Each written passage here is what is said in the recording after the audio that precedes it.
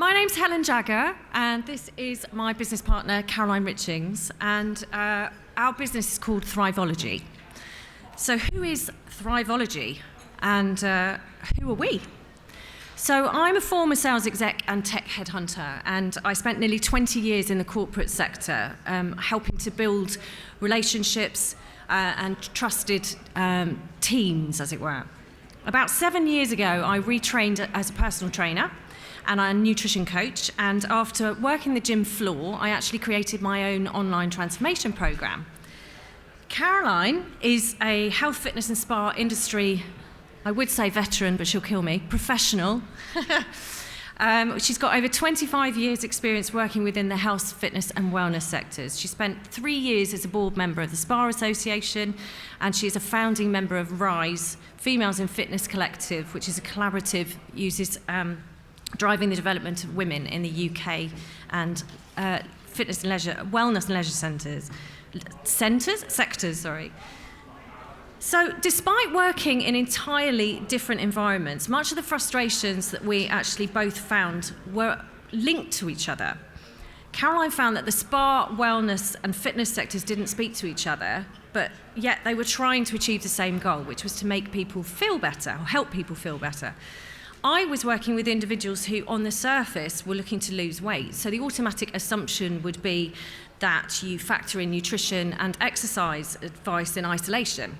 However, what became very apparent was the other lifestyle factors that contributed to their discontent. So things such as issues with stress, sleep, and social and emotional well-being. So we could see that one size doesn't fit all, and it is in fact the culmination of a number of different factors that affect our overall well-being. So we set up Thriveology. Thriveology is a health and wellness company, and we service the corporate and leisure sectors. We specialise in bridging the gap between fitness and well-being through the delivery of well-being services, well-being strategies, access to our digital platform as well. It's working, thank God. White label content, which Caroline will give you a little bit more detail on later, should you need it. In-person wellbeing events, and the installation and management of fitness and wellbeing spaces. So our goal is to help others create a life of well-being that's accessible, sustainable and achievable, and enables them to enjoy optimal health and physical and mental health. So today we're going to be focusing on where we are as an industry since the global pandemic started. We'll discuss what's going on in the world of health and fitness. We'll show what some of the data says, what people want as well, and where we feel that wellness or well-being sits in the bigger picture. We hope that we can help you to find some clarity around what it all means for you, how you can improve the lives of your members outside of your four walls, and how you can potentially position yourselves to get ahead of the curve. Okay, let's start with the facts. So according to Statista in May this year, there are 7.2 thousand health and fitness clubs in the UK, and there are over 10 million members. According to Sport England, only 30% of gym owners have actually returned to their gyms since lockdown. 59% have cancelled or are considering cancelling their memberships. And there are 73% fewer active adults from in the UK that favour gyms. So Sport England conclude, people's interest is being healthy and yet needing flexibility. Being tied into expensive contracts isn't appealing to most right now due to the uncertainty of last year. So why is this? A percentage of the Sport England report, the people in the Sport England report were shown to worry and have anxiety about leaving home. This was leaving home to exercise or be active. So who are these people? So 45% were women, 16 to 34-year-olds, people with children, and people with long-standing conditions or illness. So when you look at these groups, you might be tempted to come to your own conclusions as to why they might be afraid of being active or resistant to being active. But what are the recorded challenges that people have stated as obstacles to being active? Again, according to Sport England's study, they're either too tired or lacking energy. They're not fit enough. They've got worries over coronavirus. They're also worried about being pinged. This was obviously back in August when this was recorded.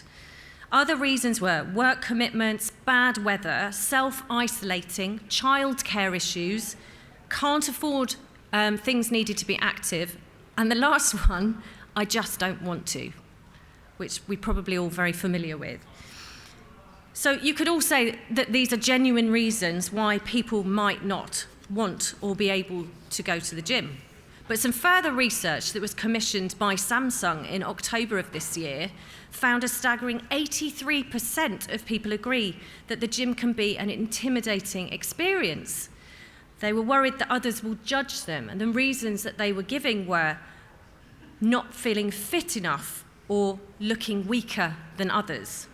So it's clear that there's an abundance of different reasons why a lot of people need more incentives and a greater reason to attend, especially those that said, I just don't want to.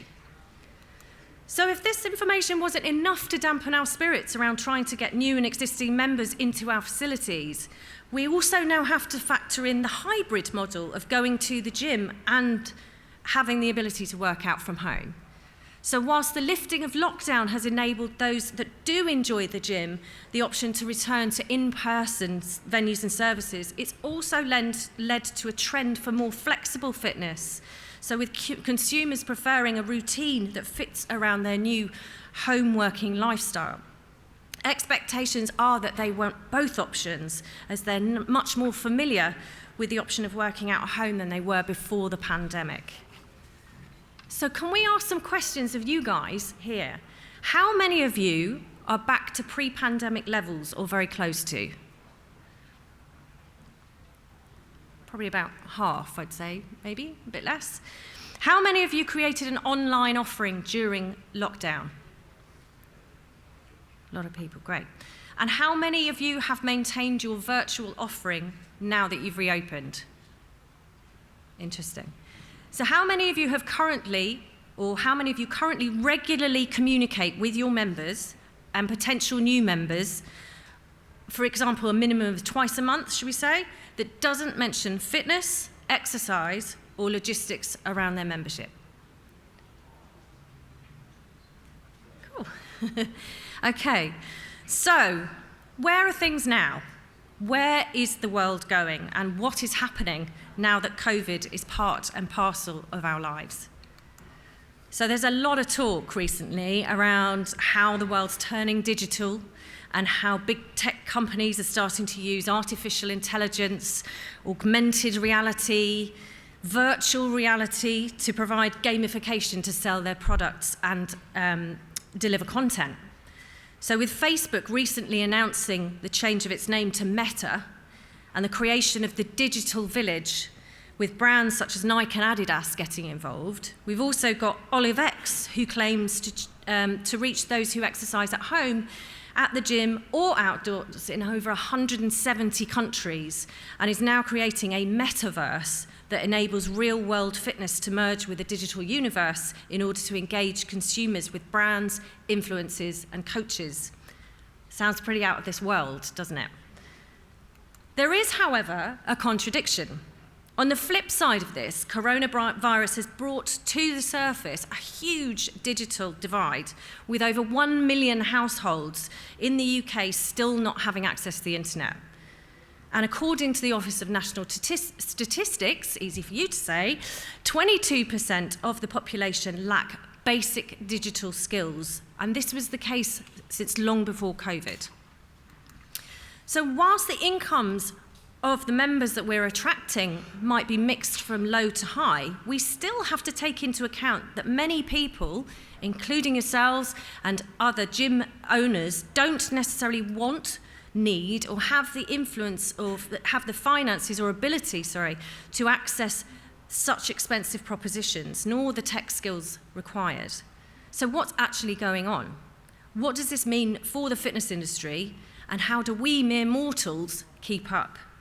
So I'm sorry if it seems like we're just painting a picture of doom and gloom. it might bring about a sort of feeling of paralysis in knowing what the best path is to take next. We do understand that it does look this way. So how do we read between the lines? So let's start by spinning this on its head and examining how perhaps this isn't one big problem, but in fact, actually a fantastic opportunity. So we have in this country, in the UK, I should say, 68.3 million people. Sport England says we have over 10 million members of gyms, which means there's still 58.3 million people to potentially convert. So without meaning to sound flippant about the numbers of potential customers, we wouldn't blame you for thinking it's going to be okay. People will come back. Eventually it'll be just like it was before. Unfortunately, this is not the case, okay? Things have changed forever. In the words of Eckhart Tolle, either evolve or die. We've got to get on board. It may not be as drastic as this, but we do need to readdress the balance of what we've been doing until now and delivering as a service until now, and examine what's actually needed to engage and keep the interests of new and existing members. Otherwise, there is a danger that we'll get left behind. So what do people want? What COVID did was it actually brought about a change, or at least a declaration of preferred behaviours. According to Samsung, over a third of the nation would prefer to wind down with gentle yoga and meditation after a busy day in their home office, rather than participate in traditional forms of exercise such as HIIT or perhaps even going for a run. So when asked about the future of fitness, people who took part in the study said they would like to see gyms host classes which include pursuits of yoga, Pilates or meditation, a focus on having fun whilst burning energy, and offer empowering classes that support mental health and well-being. So there is a trend for fitness to be experiential, and this is evolving. COVID has brought about an even greater focus on mental health than before, as well as being part of a community, and how we feel when we participate in an activity plays a large part in our decision-making around whether we do it or not. So this is where we believe that health and well-being content plays its part. A report by McKinsey in April 2021, written after surveying roughly 7,500 consumers in 6 countries, estimated the global wellness market at approximately $1.5 trillion, with annual growth of 5 to 10%. The net increase in the prioritisation of wellness ranged from 27% to 65% across those countries. The report stated that consumers are now looking at wellness through a much broader and more sophisticated lens, meaning that they are prepared to pay for more than just fitness and nutrition, but also overall physical and mental health, as well as ways to enhance their appearance. The research showed that consumer interest in wellness is on the up. 79% of the respondents said they believe that wellness is important, and 42% consider it a top priority. So, what is well-being? Well, I'm going to hand you over to Caroline, and she's going to give you some insights into what we feel well-being means. Thank you. Thank you very much. So, is that not working? There you go. I wasn't pressing it hard enough. What is well-being? And this is the point where I see how many of you glaze over when we start talking about wellness and well-being, is you're going to start talking about woo-woo stuff now. Actually, no, as Helen said, some really important data there that actually says the interest in health and wellness is really on the up. So what is well-being and what is wellness? So both the terms well-being and wellness are used within the wellness space all of the time, but actually they can mean quite different things. When you look at the definition of each, whether it's wellness or well-being that you're trying to achieve can determine a different approach and a different outcome dependent upon the area of someone's life or the status of their health. So well-being is defined by the Oxford English Dictionary as the state of being comfortable, healthy, or happy. So what does wellness mean? Well, there's a great quote from Ace Fitness which explains wellness very well. Wellness refers to the balance of a spectrum of health-related elements in one's life. Most wellness wheels represent 6 or 7 dimensions of wellness, including intellectual, emotional, physical, occupational, environmental, spiritual, social, and financial. When a person is balanced and well, all of the aforementioned areas of life are considered and prioritised in daily lifestyle habits. That's actually quite a long list of wellness areas to cover. It's quite extensive. Just to give you an example, these are the pillars that we use on the Thriveology platform, which simplifies the list a little from a user journey perspective, but it still covers the main areas of wellness. So you'll see we use movement and exercise, personal and social well-being, rest and recovery, mental health, and nutrition, and recipes sits under the nutrition pillar. I'll just explain a little bit about what's included in personal and social well-being and rest and recovery. So personal and social well-being can include information, education, tools, resources around mindset, financial well-being, lifestyle coaching, diversity, inclusion, right through to fertility, menopause, and HRT. And also within that pillar sits mindfulness and meditations. And rest and recovery, well, that does what it says. Sleep issues, sleep routines, and so on. But it also covers stress and stress recovery, back pain, even through to recovery from long COVID. So just to give you some context of the audience that we deliver to with our Thriveology platform, we currently deliver to the corporate sector, the corporate end user, but who's essentially your end user as well. These are individuals of all ages at every level or stage of activity. We could be communicating with Tony from IT, who spends his days sitting at his laptop or his PC, has a poor diet, bad sleeping habits, and has never done a day's exercise since he left school. I should apologise to anybody who works in IT at this point. I'm not generalising. Or we also could be communicating with somebody like Jen from HR.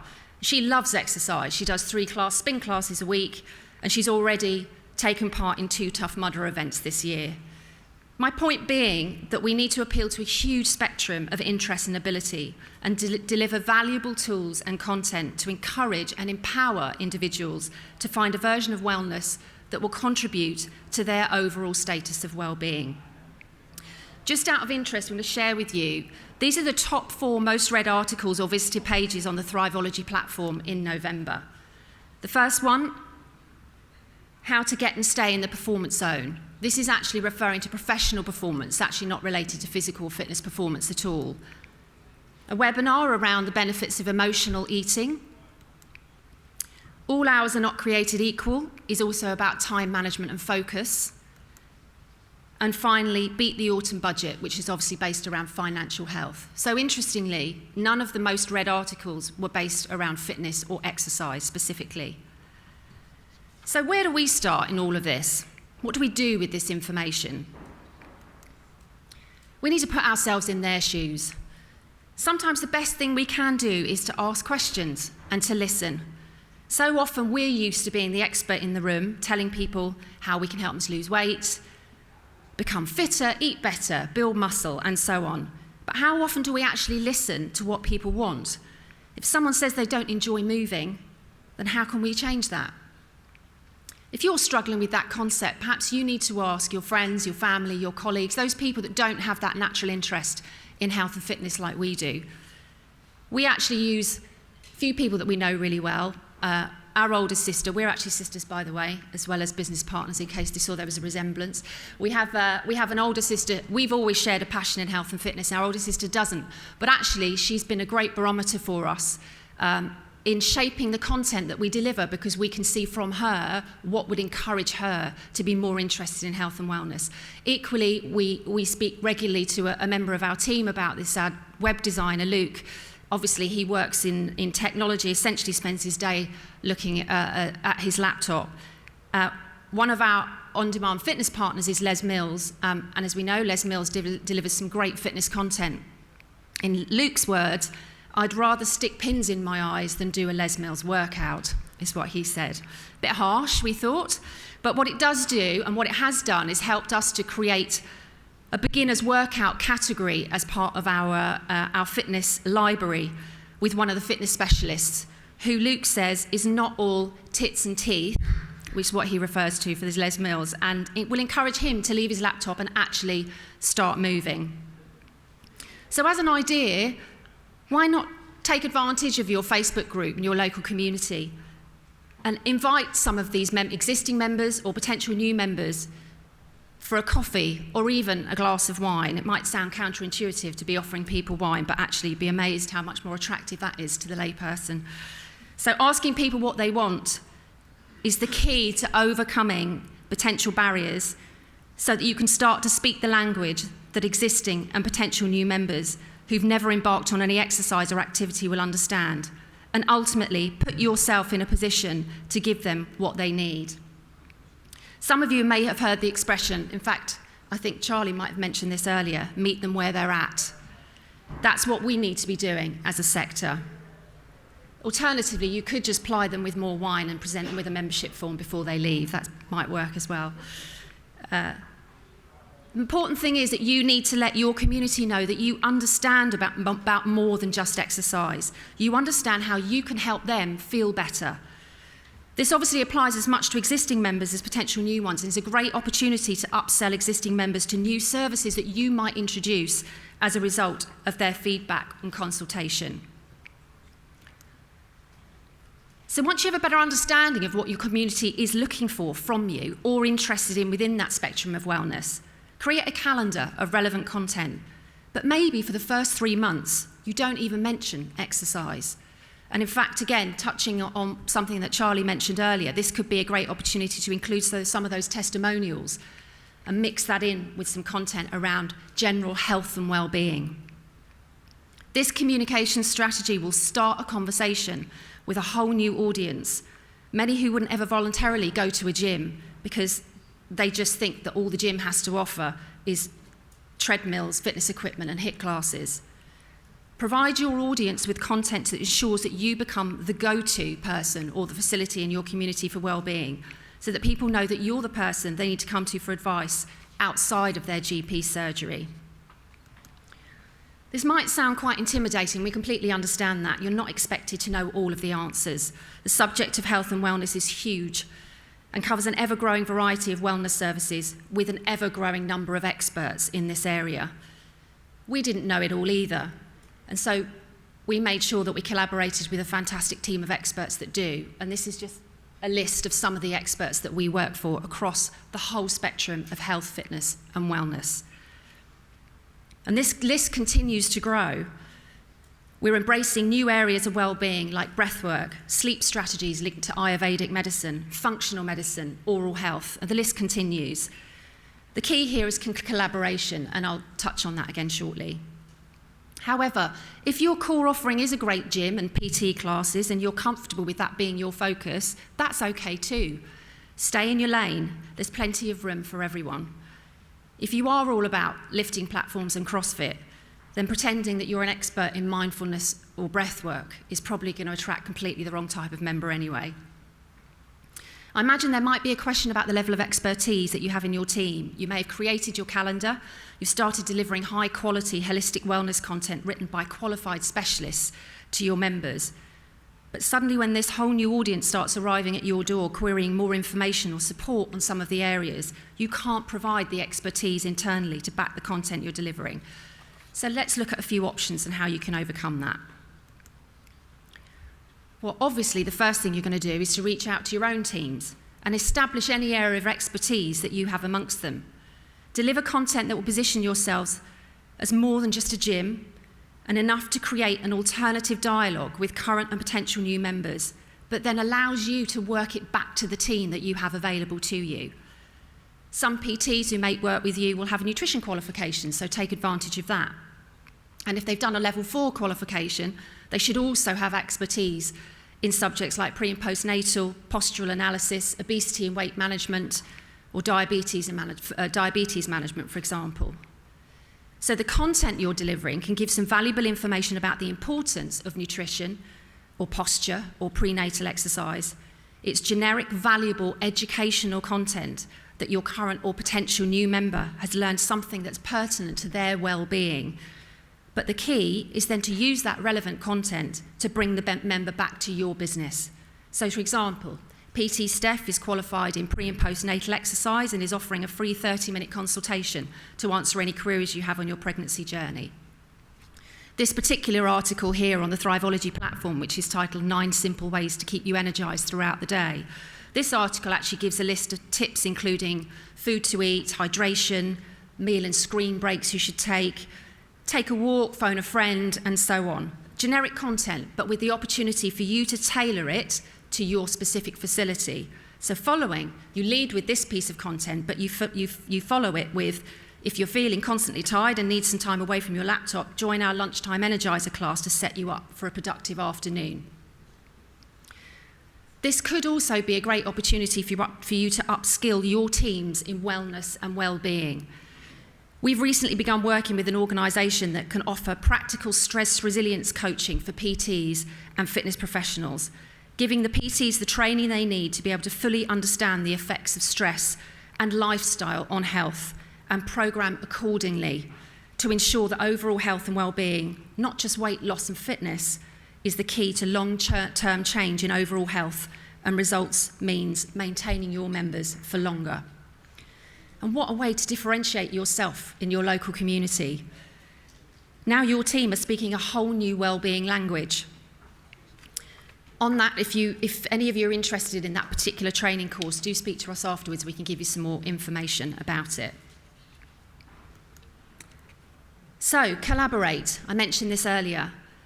Don't overpromise with your own in-house expertise if it's not available. Instead, align yourselves with local wellness specialists offering their own variety of niche services to support your core health and fitness offering.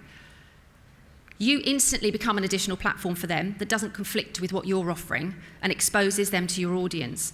But at the same time, you have the opportunity to create a commercial arrangement with them, which could generate you some additional revenue while supporting your members with overall health. It's also a great opportunity to create reward schemes to incentivise your members by offering them discounts and free sessions to keep driving them back to your facility and hopefully bringing their non-gym going friends with them. Approach companies in your local area. Over the last few years, our surveys have indicated that employee health and well-being has been slowly creeping up the corporate agenda. The pandemic has forced the issues more urgently into focus. Our latest findings show a step change in the proportion of senior leaders that employee well-being or have employee well-being on their agenda, 75% up from 61% last year. Slightly smaller increase in the proportion of line managers that buy into the importance of well-being. But incredibly, 85% of companies don't have a well-being strategy at all. You can see this as an opportunity to work in tandem with local companies to provide corporate membership. If you consider well-being as part of your offering, you're able to deliver a much more rounded health and well-being solution to companies who may be looking for support in this area. And finally, on this point, and thankfully, we were in line with Charlie's presentation this morning as well, which he mentioned this again, consistency is key. This is really important. This approach with health and well-being is new to this sector, and some of you might think it's a risk. The data, as we heard earlier, tells us otherwise. But whatever route you take, or communication or content that you choose to share, you must plan to continue on that route for a fixed period, regularly. That's the key, regularly, to ensure that the message of your brand and how you can support your community gets out there. I'm just very quickly going to touch on social prescribing. I don't know if many of you have heard of this. You may have read a report in I think it was last month's edition of Health Club Management from the CEO of the UK's National Academy of Social Prescribing. He talks about how gyms have a role to play in collaborating with the social prescribing movement. In summary, what he's suggesting is that gyms and leisure facilities can play a much greater role in tackling inactivity, not by leading with the message of fitness, but by working alongside health and wellbeing coaches in local communities to boost physical and mental outcomes. And some of you may also be aware of the announcement from Sport England this week, who are planning to introduce new and innovative ways to increase participation by doing a better job of listening to local communities and networks to understand their needs. This new plan, called Uniting the Movement, identifies 5 major areas where Sport England sees the greatest potential for preventing and tackling inequalities in sport and physical activity. And these are recovering and reinventing following the pandemic, connecting communities, providing positive experiences for children, connecting health and well-being, and the creation of active environments. So your first step is to position yourselves as a local community hub where people can find a variety of health, fitness, and well-being solutions. But most importantly, they come to know, like, and trust you and your team, which ultimately will lead to more memberships and additional revenue opportunities for your business. I'm just going to leave you finally with this quote, which is taken from Ian Mullane from Keep Me, from his white paper, The Future Fitness Rules of Engagement. The conditions of pre-COVID will never return. Willingness to accept this fact and move with it will be key to the survival of your fitness business. Embracing change isn't a choice, it's life and death. It's a bit drastic, isn't it? We've used that word twice today already. It's not quite as drastic as that, but I think you get the general gist. So we all know that the world's changed dramatically since the pandemic, and with new variants appearing regularly, it's difficult to have a clear vision about how things are going to look in the future. Even before the pandemic, we already knew that we were struggling against the tide to tackle that 85% of the population that's never set foot inside a gym. And as a sector, we still continue to do a really good job of helping the fit get fitter. With the pandemic here to stay for the foreseeable and a significant shift in exercise habits and environment, more than ever, the consumers are now calling the shots. We know what we believe the health and fitness sector needs to do to drive that health and well-being message and to continue to grow the sector. And the data tells us that is the direction we should all be going in. So hopefully today we've given you some ideas for your gyms and how you can take action with the message of health and well-being. It's now over to you. So what are you going to do to help change the face of future fitness?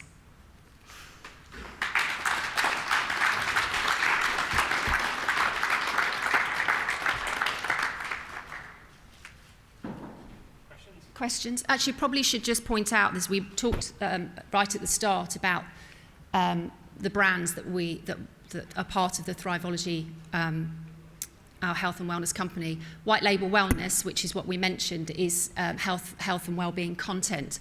So that is one of the things that we do. So if any of you need any help or support in actually delivering content, I know Charlie talked about it this morning again, about regularly, consistently sending content. If that's where your barrier is what content do we send, how can we deliver that, then that could be something that we can help you with. So if you want to talk to us afterwards or drop us an email, we can certainly talk to you about how we can support you with content.